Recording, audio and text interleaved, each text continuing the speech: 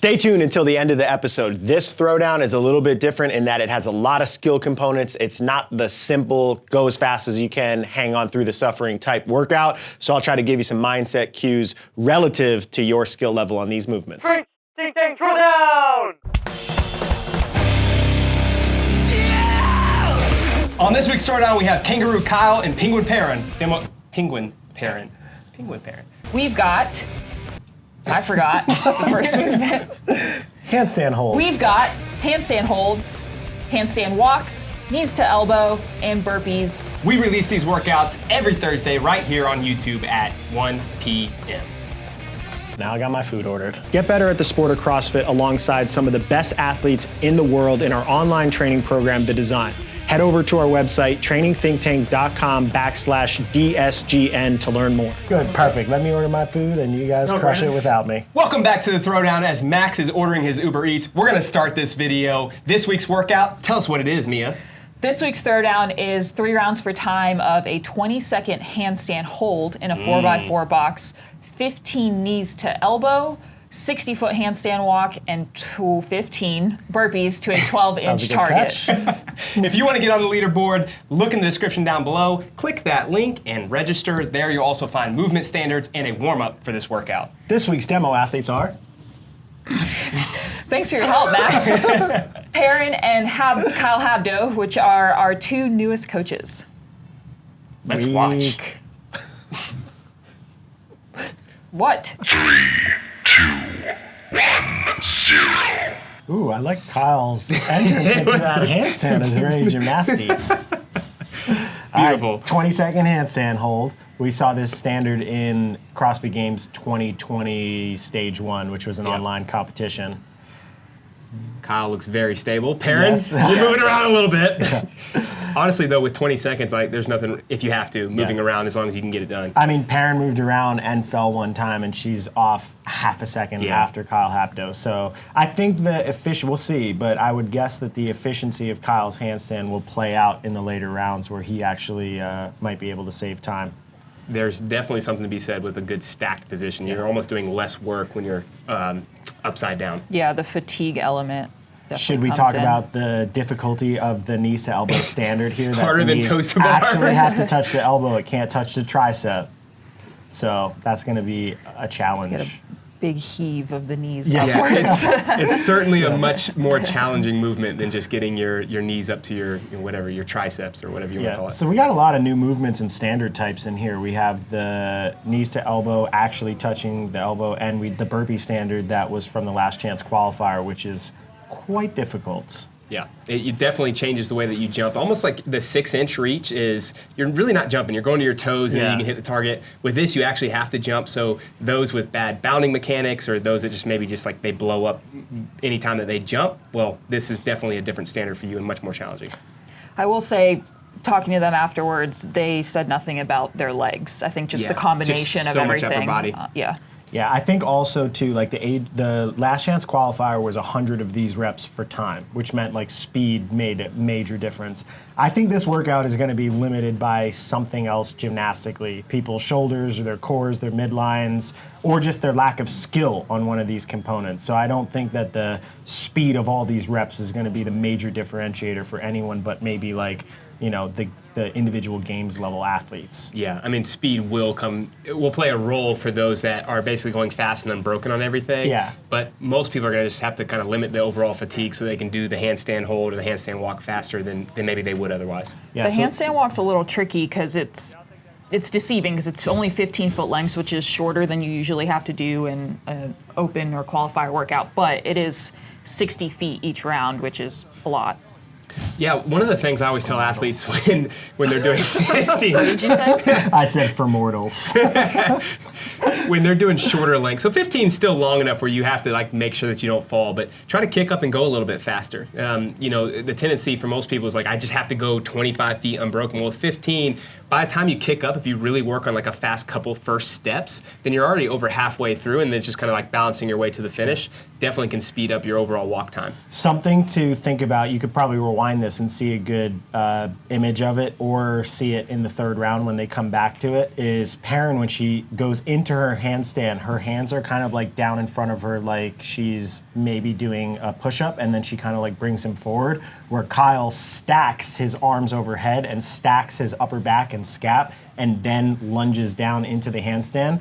Generally, if you're trying to do a freestanding handstand, you want to have that scap setting beforehand. And those little details, like Kyle looks great there relative to most CrossFitters doing a handstand, but there's a whole nother level of it when you look at gymnasts do it. And those little details when you're tired, I mean, that's what breaks down. So I think just think about those little things, like your entrance into the movement can be a big determiner of whether or not you're able to successfully do that movement. For people who just don't have the skill to even try to get in there and actually hold still, how would you recommend approaching it? Yeah, so I mean, I think I'd recommend thinking of it like a little handstand walk, that you're moving forward as slow as you possibly can. Because a lot of people, when they learn a handstand walk, will get like stuck sometimes in a handstand and they can't move forward. So think about that being the thing you're trying to replicate. Start right in front of the line with your hands, kick up. If you're doing kind of a slow handstand walk, you might be on your hands for 2 or 3 seconds anyway, which is going to chip into the 20-second total. So I think if you can think of it like you're moving around on your hands trying to fight your balance, that'd be the best alternative for somebody that can kind of hand balance but not handstand hold. Yeah. If you can't do that, then do a scaled option. For sure. I mean, it's definitely going to be it's going to be less efficient, but it's going to allow you to get the 20 seconds done. So like some people are just going to have to do that. And that's almost the same case with any movement. Like we're not great at muscle ups, but we can find a way to get to them. I think the key for something like this is if we see this come out in the open, like now we saw that in stage 1, then everyone should practice this. And it's a great kind of a base building exercise for all the other things like handstand walks or handstand push-ups or whatever else may come out. Yeah, I think too, doing this type of stuff keeps the sport more interesting. I mean, you have to be good at the general things that they test, like double unders and bar facing burpees, but if you want to get better at burpees and all you're ever doing is bar facing burpees, it could potentially limit your overall just development and like process of learning new skills. So I think doing things like this, even if it's maybe not the highest likelihood movement to come out, is just a good thing to switch into training. Yeah, having some variability definitely will help just with longevity and overall wellness too. Like you said, with burpees, if you did them all the time, you're probably risking injury more than you would if you created some variability in your training. Yeah. So speaking of variability, both of them are doing all their burpees on their left side. We didn't have a mandated switch.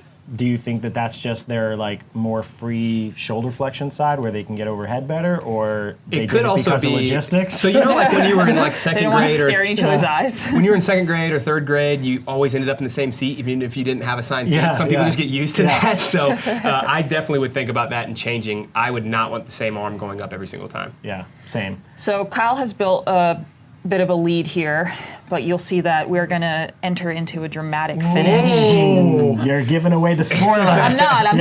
I just want people to stay engaged. Yeah, it's kind of interesting because if that does happen and it has to do with the handstand hold, Kyle's handstand was much more efficient to start.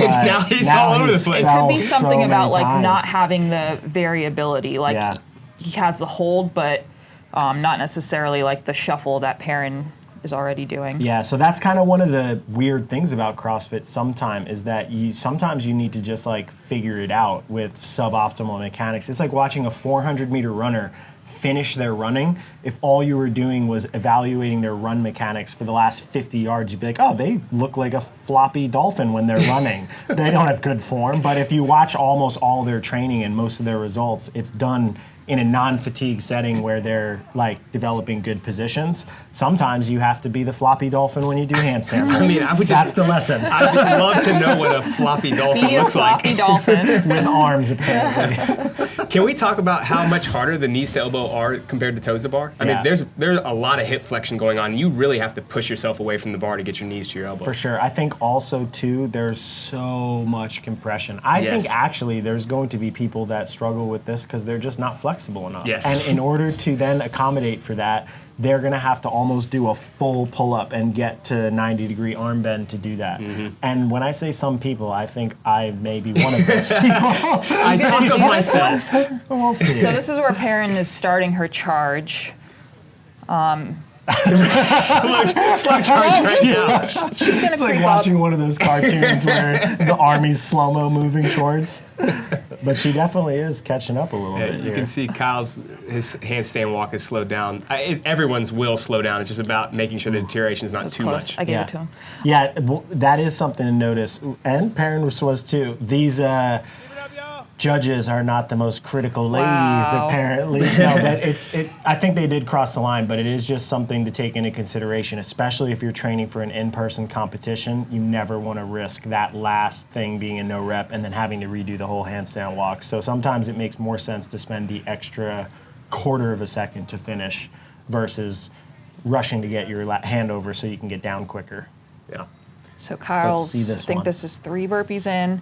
Perrin good transitions and she goes turbo. She sees a chance here So burpee speed may actually play a role in this. in your sprint to finish Yeah. for Yeah, sure. Definitely. God, I feel like Kyle's if I would kicking as well. But Perrin's interesting because she's jumping into the wall. I feel like if I did that, I would end up in our kitchenette or in the toilet. There's a bathroom on the other side. Where I Max wonder if goes. somebody's in there going to the bathroom hearing like thud, thud, thud. Kool-Aid man. Yeah. Max just goes through it. Hey, everyone.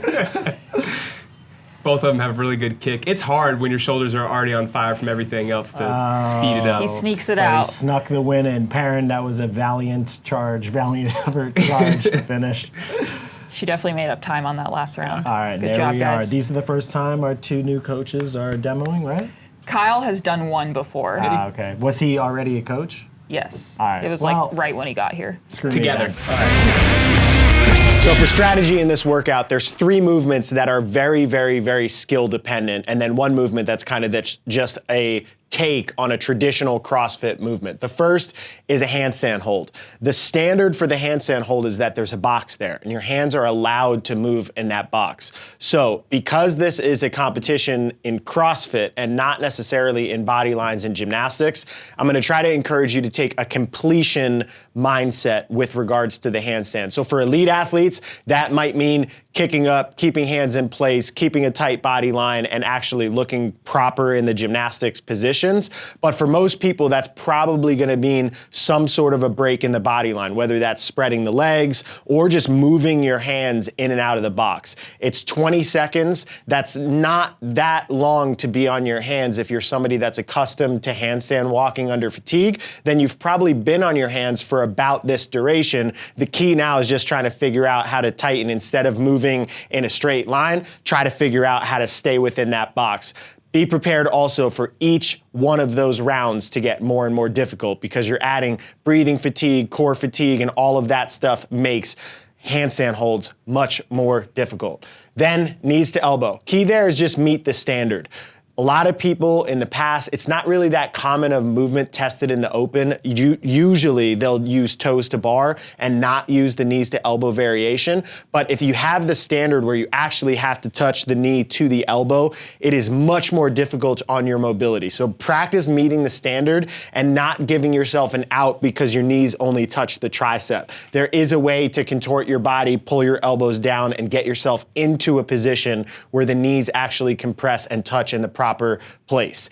If this exposes a mobility issue in you, I would say to throw some extra work of this just into your warm-ups and your cool-downs throughout the week. I think this position could transfer into some more important CrossFit-based skills like squatting. So just take that into consideration as you're moving through this. The rep scheme is not so high in this specific movement of this workout, so you should be able to continue to get through that even if it's something that you're not super practiced in. For the handstand walk, it's really short segments, so really this is going to be about speed on your hands and the turnarounds and transitions. So if you're walking down 15 feet, kicking down, turning around, kicking right back up is what you're gonna see from an elite athlete, and then just be mindful of your rest breaks based on where your skill level is from there.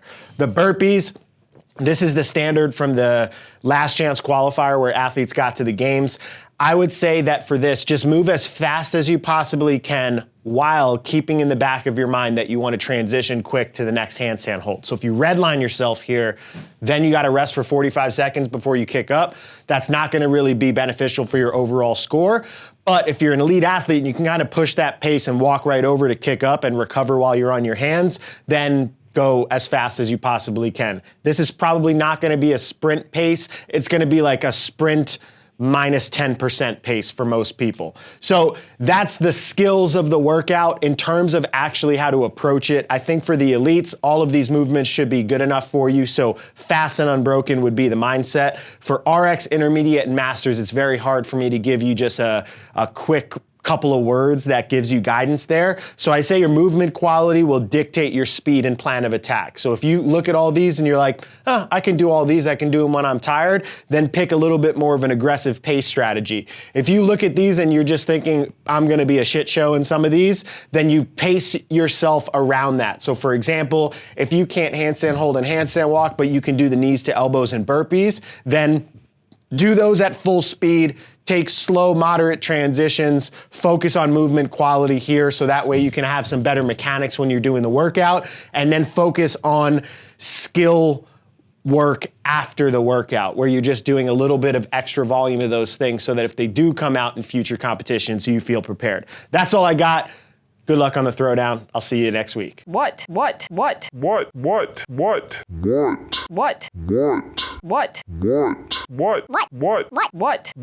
What? What? It's a wrap, you know what I'm saying? Your boy Project Pata in this thing, man. Hey, look, man, thank y'all for watching Training Think Tank's YouTube channel. Y'all hit that motherfucking subscribe button, you know what I'm saying? So y'all go ahead, man. Thank y'all for watching the channel, you know what I'm saying? Hit that motherfucking subscribe button, let it be known, what it be known, what it be known, you know what I'm saying? Pata.